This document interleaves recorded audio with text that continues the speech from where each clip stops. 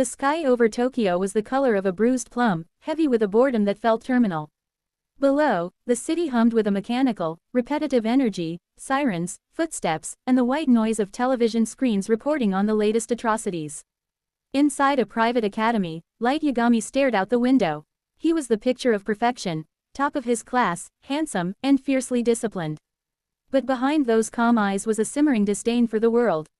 To Light, the world was rotten, a repetitive cycle of crime and incompetence that no one seemed willing to fix.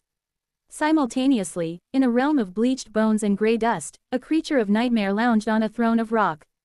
This was Ryuk, a Shinigami, a god of death. He watched his fellow Shinigami gamble with skulls and sighed, his long, spindly limbs twitching with restlessness. He had lived for centuries, and the monotony of immortality had finally broken his patience. He decided to play a game, dropping his second death note into the human world just to see what would happen. The black notebook didn't tumble. It sliced through the air, falling end over end until it landed in the grass of the school courtyard. Light saw it from his desk. After class, driven by a flicker of curiosity that defied his usual pragmatism, he picked it up. The cover was stark, featuring 2 words in a chilling, white font, Death Note. Upon opening it, he found instructions written in English, the most widespread language in the human world. It stated simply that the human whose name was written in the note would die. Light scoffed, dismissing it as a sophisticated chain letter or a sick joke. He put it back, walked away, then stopped. The logical part of his brain told him it was fake, but a deeper, more ambitious part wondered about the what if. Back in his room, surrounded by trophies and textbooks, Light stared at the notebook under the glow of his desk lamp. A news report broke through the silence, detailing a standoff where a man named Kuro Otoharada had taken hostages in a daycare center. The police were at a standstill, unable to act for fear of the children's lives. Light gripped a pen, his hand trembling slightly, not with fear, but with the weight of potential. He wrote the name. 40 seconds passed. The digital clock on his desk ticked with agonizing precision. Suddenly, the news anchor broke in, breathless, reporting that the hostages were running out and the culprit had died of a sudden heart attack. Light was paralyzed. It could have been a coincidence, a fluke of timing. To be sure, he needed a second test. He wandered the neon-lit streets that night, eventually spotting a group of bikers harassing a woman. One of them, a man named Takuo Shibuamaru, was particularly vile. Light wrote the name, this time specifying a traffic accident as the cause of death to test the notebook's flexibility.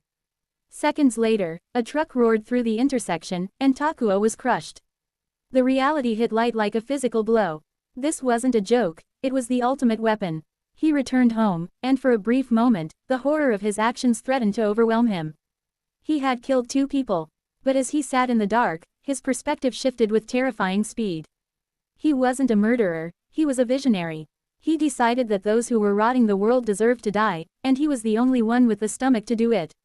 5 days passed, and Light became a man possessed. He spent every waking hour outside of school filling the notebook with names, criminals, murderers, and those the law had failed to reach.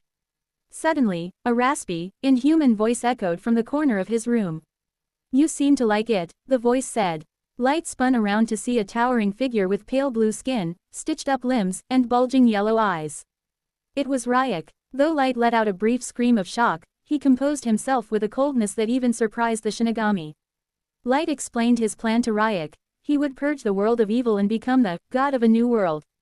Ryuk, fascinated by the boy's lack of fear, explained the rules of the game. He told Light that a human who uses the notebook can go to neither heaven nor hell, and offered him the Shinigami Eyes, the ability to see names and lifespans, in exchange for half of his remaining life. Light declined the deal, confident that his intellect would be enough to rule without sacrificing his time. As the sun began to rise, the ripple effects of Light's actions moved across the globe.